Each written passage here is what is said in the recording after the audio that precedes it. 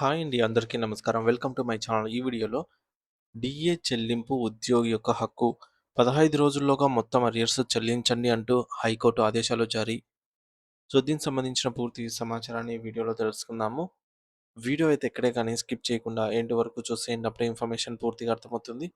అలాగే వీడియో చూస్తున్న ప్రతి ఒక్కరూ లైక్ చేయండి ఫ్రెండ్స్. ఈ వీడియోని తోటి ఉద్యోగ, పెన్షన్ మిత్రులతో అయితే షేర్ చేయండి. కొత్తగా మన ఛానల్ చూస్తున్న వారు ఇంకా ఎవరైనా సబ్స్క్రైబ్ చేసుకున్నట్లయితే మన ఛానల్‌ని సబ్స్క్రైబ్ చేసుకోండి. సో, ఫ్రెండ్స్ ఇక విషయానికొచ్చినట్టయితే పంజాబ్ మరియు హర్యానా హైకోర్టులు ఇటీవల ఇచ్చిన ఒక సంచలన తీర్పు దేశవ్యాప్తంగా ఉన్నటువంటి లక్షలాది మంది ప్రభుత్వ ఉద్యోగులు మరియు పెన్షనర్లకు ఆశలను చిగురింపజేసింది. ముఖ్యంగా కరువు భత్యం, డీఏ మరియు పెన్షన్ బకాయిల చెల్లింపుల విషయంలో పంజాబ్ ప్రభుత్వం అనుసరిస్తున్న తీరుపై న్యాయస్థానం అత్యంత ఘాటుగా స్పందించింది. 2026వ సంవత్సరంలో చేరుకుంటున్నటువంటి ఈ యొక్క న్యాయపరమైనటువంటి పరిణామాలను గమనిస్తే ప్రభుత్వాలు తమ బాధ్యతల నుండి ఎలా తప్పుకుంటున్నాయో మరియు న్యాయస్థానాలు ఎవరికి ఎలా చురకలు అంటిస్తున్నాయో స్పష్టమవుతుంది. ఈ యొక్క వివాదానికి ప్రధాన కారణం 2021 నుండి పెండింగ్‌లో ఉన్న టీఏ బకాయిలు. తొలుత ఈ కేసును విచారించిన హైకోర్టు సింగిల్ బెంచ్ ఉద్యోగుల పక్షాన నిలబడి 2026 జూన్ 30 లోగా అన్ని బకాయిలను చెల్లించాలని స్పష్టమైన ఉత్తర్వులు జారీ చేసింది. అయితే ఈ తీర్పును సవాల్ చేస్తూ పంజాబ్ ప్రభుత్వం డివిజన్ బెంచ్‌కు అప్పీలుకు వెళ్ళింది. రాష్ట్ర ఆర్థిక పరిస్థితి అంత బాగోలేదని, అందుకే వెంటనే చెల్లించలేమని ప్రభుత్వం వాదించింది. ఈ యొక్క అప్పీలుపై ఆగస్టు 3, 2026న తుది తీర్పు వెలువడింది.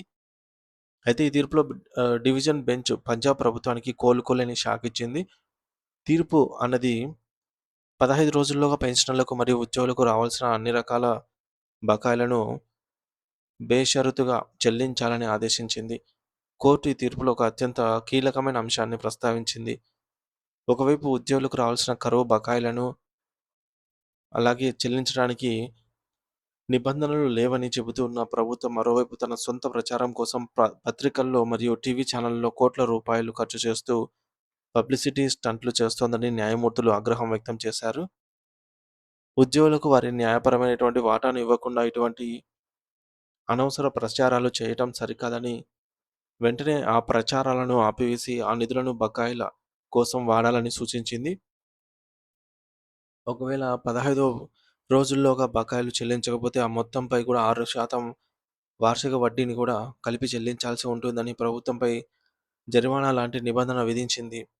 అసలు ఈ కేసు నేపథ్యాన్ని మనం క్షుణ్ణంగా పరిశీలిస్తే Punjab state power corporation limited (PSPCL) ఉద్యోగులు మరియు ఇతర సంఘాలు ఈ పోరాటాన్ని మొదలుపెట్టాయి. పంజాబ్ రాష్ట్ర ప్రభుత్వం 6వ వేతన సంఘం సిఫార్సులను 2016 జనవరి 1వ తేదీ నుంచి అమలు చేయాల్సి ఉంది. అయితే కరోనా కష్టకాలం మరియు ఇతర ఆర్థిక కారణాలను సాకుగా చూపుతూ ప్రభుత్వం 2021 జూలై నుండి డీఏ చెల్లింపులను నిలిపివేసింది.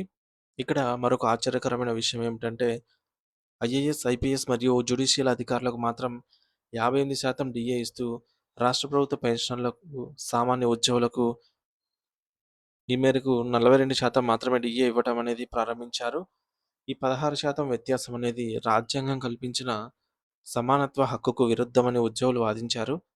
మరి ప్రభుత్వ వాదన ప్రకారంగా అరియర్స్ మొత్తం సుమారు 14,191 కోట్ల రూపాయల వరకు ఉంటుంది. అయితే ఇంత భారీ మొత్తాన్ని ఒకేసారి చెల్లించడం రాష్ట్ర ఖజానాకు భారమవుతుందని భావించినటువంటి ప్రభుత్వం ఒక లిక్విడేషన్ ప్లాన్‌ను తయారు చేసింది. ఈ ప్లాన్ ప్రకారంగా పెన్షనర్లను వారి వయస్సు ఆధారంగా 3 వర్గాలుగా విభజించారు. 85 ఏళ్లు పైబడిన వారికి 2 విడతల్లో, 75 ఏళ్ల నుండి 85 ఏళ్ల లోపు వారికి 12 విడతల్లో మరియు 75 ఏళ్ల కంటే తక్కువ వయసు ఉన్న వారికి ఏకంగా 42 విడతల్లో బకాయిలు చెల్లిస్తామని ప్రభుత్వం ప్రకటించింది.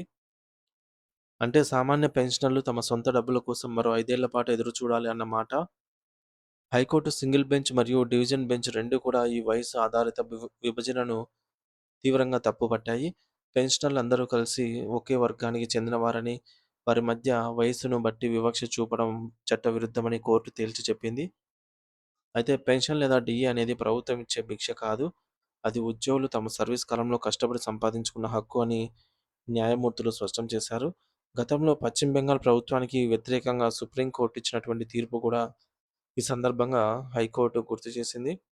చివరికి 76 పేజీల సుదీర్ఘ తీర్పులో కోర్ట్ ఒక విషయాన్ని ఖరాఖండిగా చేసింది అన్నమాట. చెప్పింది. అవేంటంటే ఆర్థిక కారణాలు చూపుతూ ఉద్యోగుల హక్కులను కాలరాయటం కుదరదు. సో, పే కమిషన్ నివేదికను ఆమోదించిన తర్వాత అందులోని ప్రయోజనాలను అందించడం ప్రభుత్వం బాధ్యత అని పేర్కొంది. ఈ తీర్పు కేవలం కోర్టుకు వెళ్ళిన వారికి మాత్రమే కాకుండా అదే పరిస్థితుల్లో ఉన్న రాష్ట్రంలోని ఇతర ఉద్యోగులందరికీ కూడా ఉద్యోగ పెన్షనర్స్ అందరికీ వర్తిస్తుందని కోర్టు స్పష్టం చేసింది. ఒకవేళ ప్రభుత్వం సుప్రీం కోర్టుకు వెళ్ళినా డీఏ అనేది హక్కని ఇప్పటికే ఉన్న తీర్పుల దృష్ట్యా ఉద్యోగులకే విజయం లభిస్తుందని విశ్లేషకులు భావిస్తూ ఉన్నారు.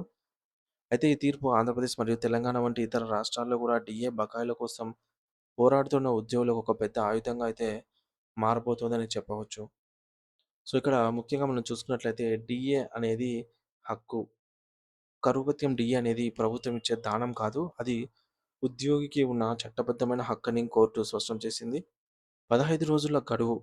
తీర్పు అందిన 15 రోజుల్లోగా పెండింగ్‌లో ఉన్న అన్ని బకాయిలను చెల్లించాలని పంజాబ్ ప్రభుత్వానికి ఆదేశాలు జారీ అయ్యాయి. 6% వడ్డీ.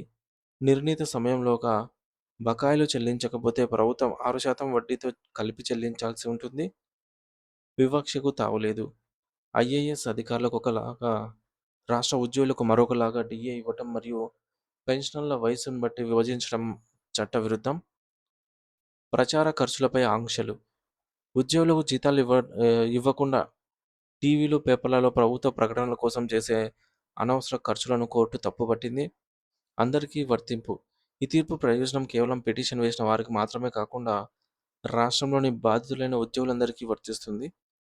పంజాబ్ మరియు హర్యానా హైకోర్టు డివిజన్ బెంచ్ ప్రభుత్వ ఉద్యోగుల డీఏ బకాయిల విషయంలో చారిత్రాత్మక తీర్పునైతే వెలువరించింది.